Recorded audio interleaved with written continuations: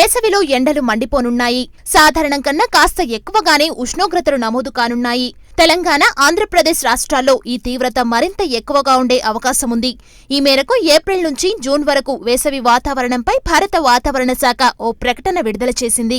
దేశవ్యాప్తంగా రాబోయే 3 నెలల్లో కనీసం 1 సెంటీగ్రేడ్ ఉష్ణోగ్రతలు ఎక్కువగా నమోదవుతాయని వాతావరణ శాఖ తెలిపింది.